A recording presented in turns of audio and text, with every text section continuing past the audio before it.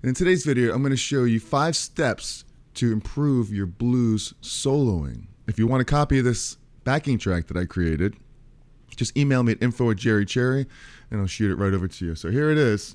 I'll give you a little example of what we're going to do today.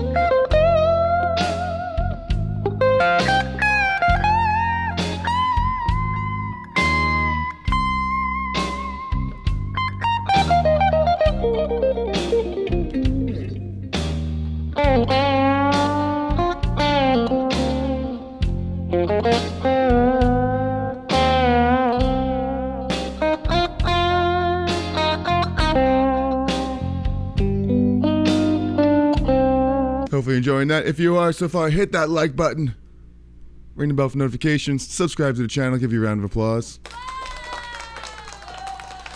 And if you want, like I said, an MP3, free copy of this MP3 that I created here in C minor. Yeah, it's a fast 4 blues, and we'll go over that in a minute, what that is. The minor blues is sad. It's supposed to be sad. If it's not sad, it's not minor blues. Sad. The saddest of all blueses. Okay? It's based off the natural minor scale. I'm breaking this down into 5 steps. And step number 1 would be to understand the chord tones. We got a C minor.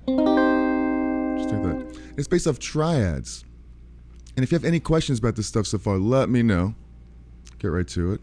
And also let me know what tips and tricks you use to play a minor blues. Love to know that here in the comments. So it's based off triads, which is the roots, the third, and the fifth. That's what makes up this chord, just like this. 3 notes. Triad. And, you know, we're going to play these triads over all the chords. Here's the C chord. And when you play triads a lot, your ear really develops well, because you'll start to hear all the little vibrations. You know, that's, you know, they're supposed to be there. It's supposed to be correct. Make little shifts along the way. Okay, so C minor triad right there. And it's a quick turn to the 4, to the F chord, back to the C minor. They have another triad, back to the 4 chord, F, the 4 chord, back to the 1. Then you have the 5 chord, G minor, 4 chord, 1 chord, 4 chord, 1 chord. Now here's the one tricky part. Then it goes to the 5 chord on the turnaround is a major chord. You could play a sharp 5 there, which sounds like this, which goes nicely back to that. All it is on the G, you already played G minor, that's the 5 chord, right? But on that last chord, you're just going to shift it, make a G major. Not only that, you're going to take the 5th and bring that up as well, so it sounds like this. And it's just a real easy way, as a triad, to play a G sharp 5 chord. And of course you don't, you can just play a G major. Play that too. But it's cool to play that. Now this note right there, the sharp 5, is the minor third of the C. So it's, you know, it brings you back to this chord, yeah. Instead of triads, you have arpeggios as well, which is just adding the 7th note in there. So you have, you know, it's almost like a pentatonic scale that you all know and love, the first position minor pentatonic. but without the fourth degree. Without that note in there. So you just have the root, the third, the fifth, the seventh, and that.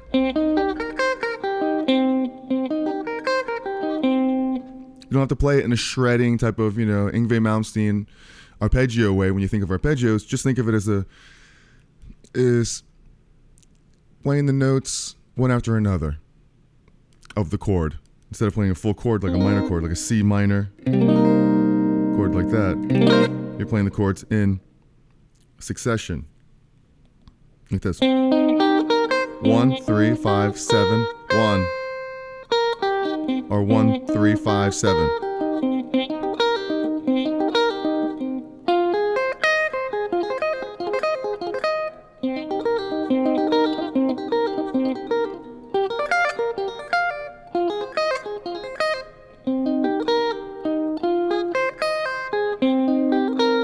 Then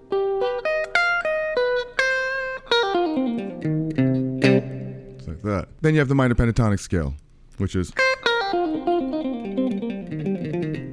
alright, so that's all step one of it. Very basic stuff, knowing the chord tones. So I'll do one pass of showing the chord tones in arpeggios in the minor pentatonic. We'll see what that sounds like. Check it out. So the triad, F minor triad, C minor triad, or C arpeggio. Four chord, F minor, triad, arpeggio.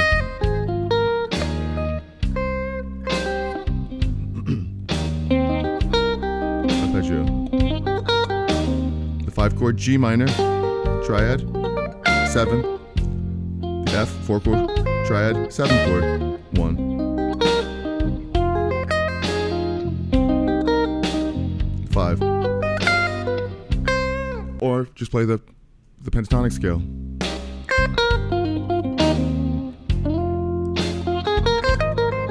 That was the F pentatonic, C minor pentatonic.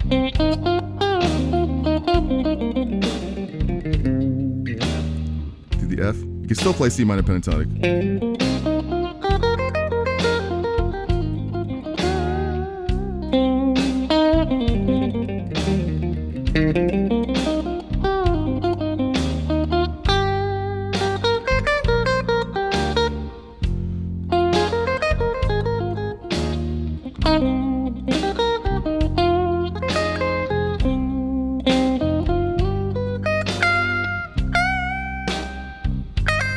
Going over to step 2, I would say to identifying the chord changes in the chord progression, and for each triad, focus on the root, focus on the chord tones that you're going to play.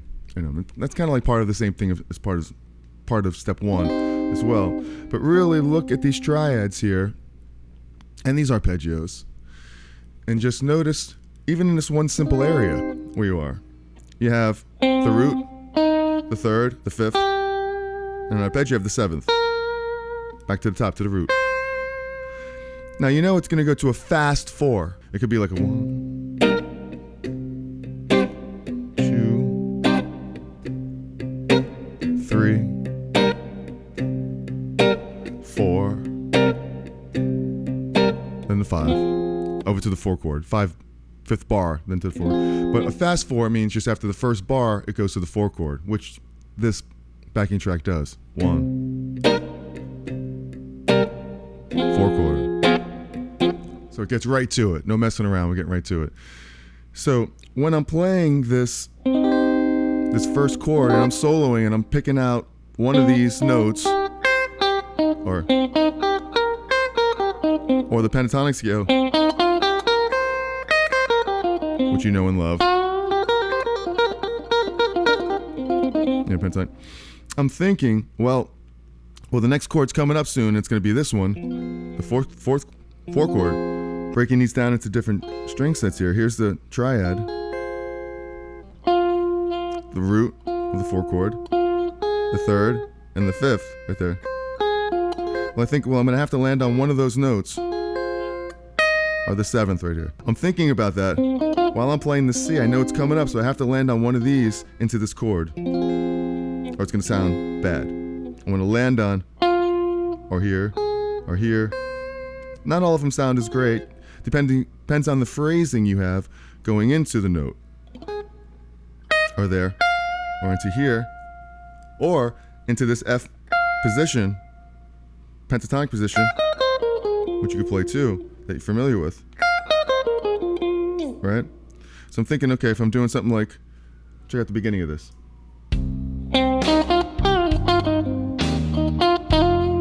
See that right there? I thought about it. It's the simplest idea right there. But it's simple, and I'm going, okay. I'm going to go right to the fourth.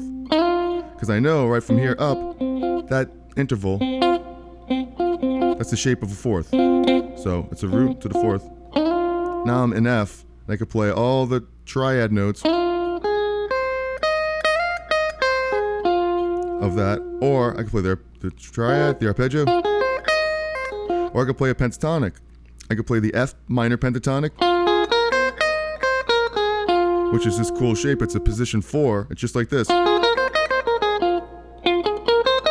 Same thing as position 1. Same notes, but I'm already here, so why not play right here? Why go all the way up here? Unless you want to set something up for something up here for the next chord. But or you could play the F, play the C minor pentatonic over the F chord.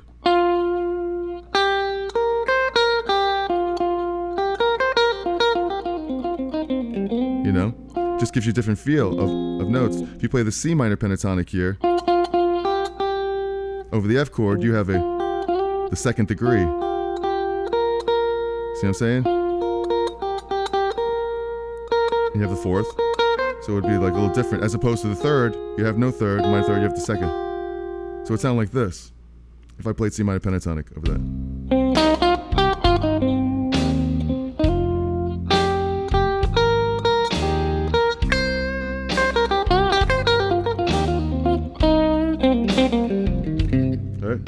Okay, so it really depends on what you how you look at it. You play the triad for each chord, focus on the root, the third, the fifth. So I went to now I'm going to go to the 5 chord. Check it out. It's a 2 chord. The 4 chord.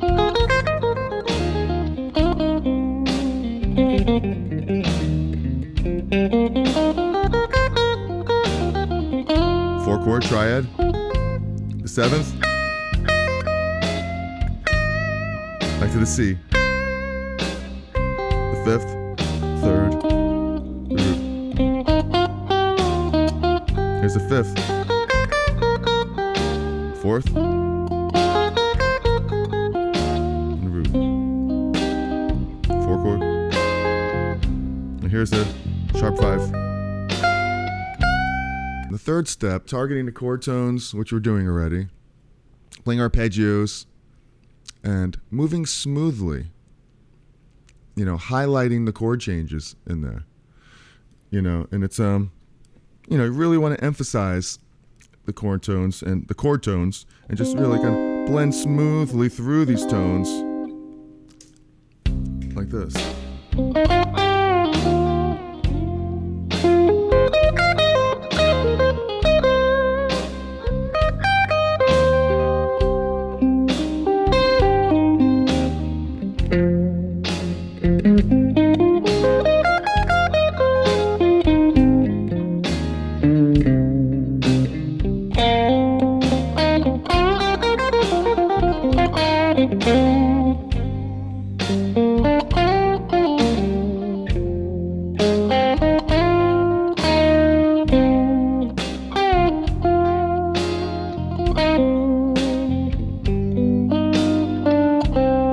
Minor blues is sad, the saddest of all blues, the minor blues, because it's based off of the C minor scale right here.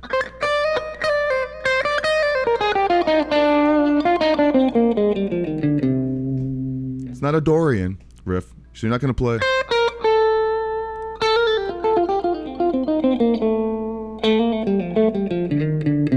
That's a totally different sound.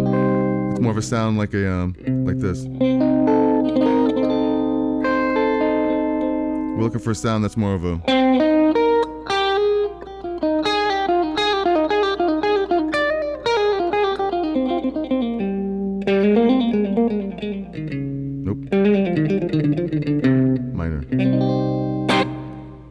that. The fourth step here would be to integrate the pentatonic scale in here more. Minor pentatonic, add the blue note in there, the flat 5. Okay. A must in the blues is to play. And that's the blue note. Like, why not put that in there, right?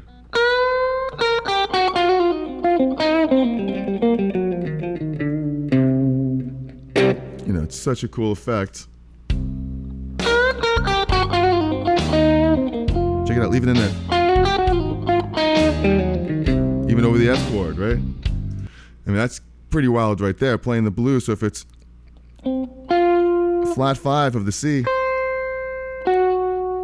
there's an F sharp right there. So when that F chord comes up, if you want to, you can continue playing the. Imagine that, so you're playing the half step up.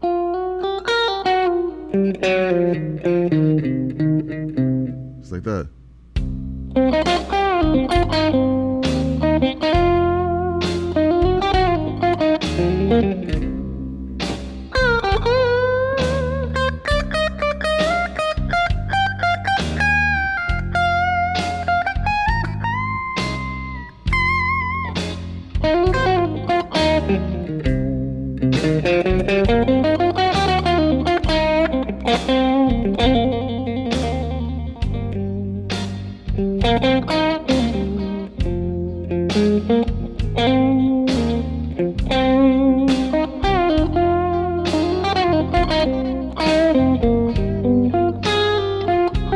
You got the blue note in there, which is a must to add. Linking the chord tones, the pentatonic, use the pentatonic scale with triads and arpeggios. Doing just all kinds of cool stuff here, like, you know, hammer-ons.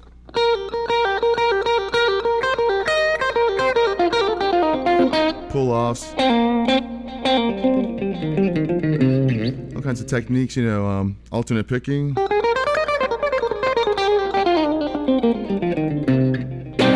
Just all kinds of, like, you know, techniques they can use in there to, you know, emphasize the notes and phrasing.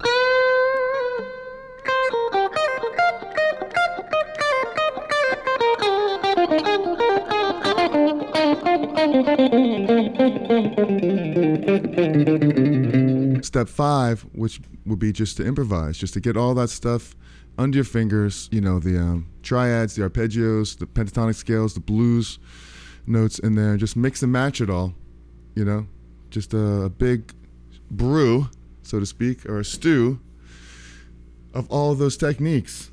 Just add it all in there and play it in different positions all over the neck, get different sounds, try different string sets, try playing like just very low, you know, for instance, like down here, like in this position right here.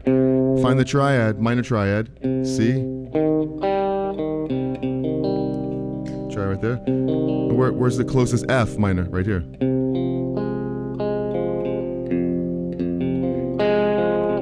Like the C. Then get F again. Minor. Because of the arpeggio. Fifth.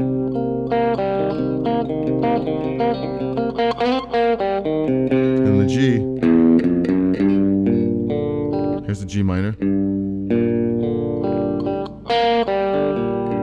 Back to the F. That's a inversion of the F minor. Starting on the 3rd, the 5th, the root, right there. The 5th. It's an inversion of the C minor.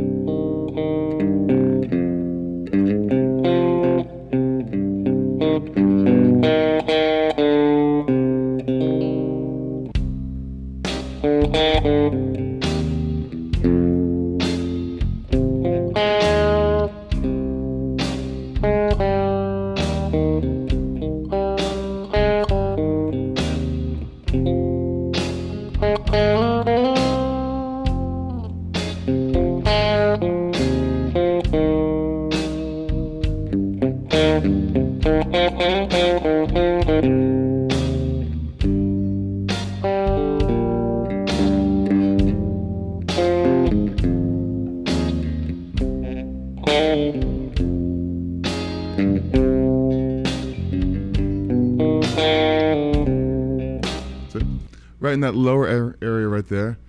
Adds an interesting effect and approach. It's good to know these triads everywhere across the neck. Here's the C right here, C triad. Here's the next first inversion, C minor triad. The root, third, fifth. First inversion, third, fifth, root. Second inversion, fifth, and back to the top again. So it's really good to know those different areas because you could start here. Or you could start here. Or you could start here. Or you could start here. In each one of those, you could figure out where the 4 chord is. Where's the next chord? If you're here, right there would be the 4 chord triad. If you're right there. If you're here, here's the 4 chord right there. If you're here, here's a 4 chord. And once again, you're doubling the first one if you're here. So all these triads, and they're so cool because you could manipulate them. If you were playing major, that's a major. So you know, based on this, here's the root, third, fifth. If you're here, you know it's the third, the fifth, and the root. If it was major, it'd be, okay, here's your third, it'd be right there. That'd be a major. Or if you're here, minor, that'd be a major chord. So it's the same thing, going to the 4 chord, you know, here's F, minor. If you're playing major blues, it would be major, but it's minor. So if I focus on that, check this out. So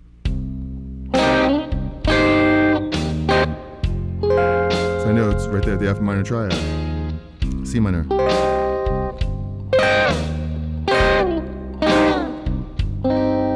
G minor. Oops. F minor. 4 chord. C minor.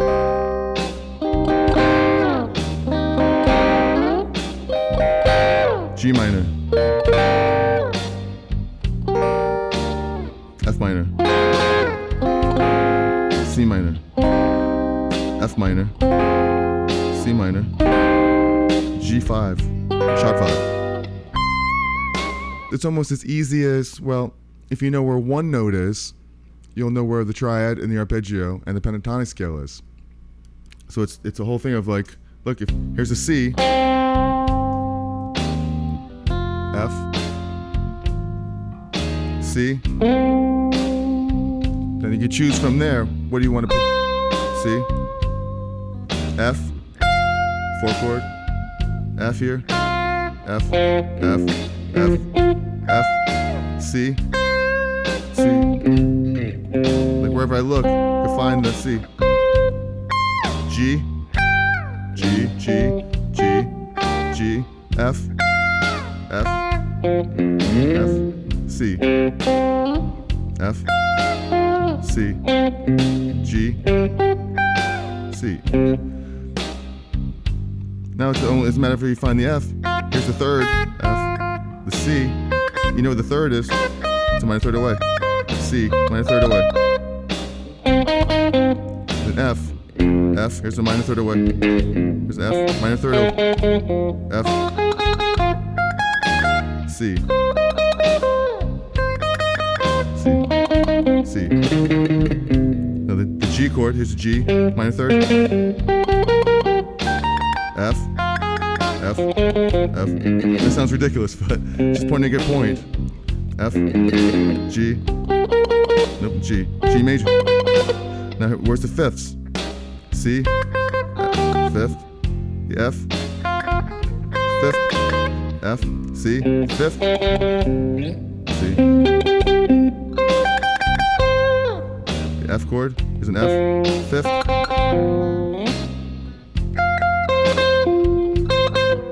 C, here's an F, and at the fifth.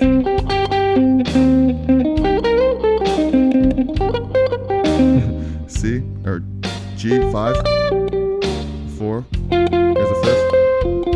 So you start to visualize intervals, see?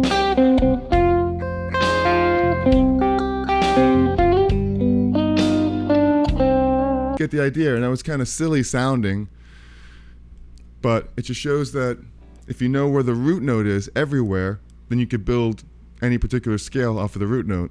So instead of just learning patterns and positions all over the place, essentially that's good too, but knowing where the root notes are everywhere is very important. And I talk about that in a course that I have, a 4-part course called The Essential Skills Collection for Guitar, and I go through 4 topics. You can check this out in the description. Fretboard memorization, where I show easy ways to memorize every note all over the neck. The circle of fifths, where it just shows a pattern, looks like a steering wheel, right? Of all of the chord progressions in any key. Then I go through blues, much like we're doing here today, where there's backing tracks and PDFs of blues progressions, where I really try to emphasize bending and vibrato and feel. It's everything in there. And then there's the last section on the cage system, where I showed chord shapes all over. Because once you know the chord shapes, once you know the individual notes, then you could just apply the chord shapes wherever they are as well too, along with the scales. So that's really cool. So check that out. It's in the description. Essential Skills Collection for Guitar. I would appreciate that. Thank you very much. The blues, it's easy to play, but hard to feel. Jimi Hendrix said that. So thank you very much, guys, for putting up with me, hanging out with me here today. I really, really appreciate all of you. Hopefully you enjoy this and find it helpful, because that's really why I'm here with you, growing this guitar community together. Just it's not about competition or about who's better or this or that. It's about just enjoying playing this here instrument right here, you know, and getting better slow, because it's a slow process. You know, it's a lifetime thing to do. Remember, be cool, be kind, and be cherry. And if you want to see another video that I did on the 5 steps to becoming a better blues player, check it out right up there. I love you. Ciao, y'all. Peace.